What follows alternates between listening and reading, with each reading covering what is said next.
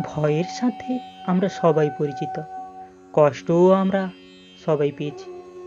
কখনো কখনো আমরা অসুস্থ হয়ে পড়ি, আর এমন সময় হলে মা তার মমতা, কখনো বাবার স্নেহ, কখনো বন্ধুদের পাশে থাকার অনুভূতি আমাদের রোগ নিরাময়ে সাহায্য করে।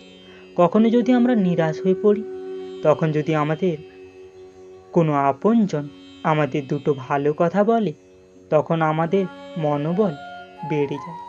ঠিক তেমন এই সংসারে রঙ্গমঞ্চে যদি আপনি পীড়িত অনুভব করেন, কিছু শুভ কথা আলোচনা করুন, কিছু স্তুতি গান করুন, কিছু মুহূর্তের জন্য হলেও নিজের ইষ্টদেবের কথা স্মরণ করুন আর প্রার্থনা করুন।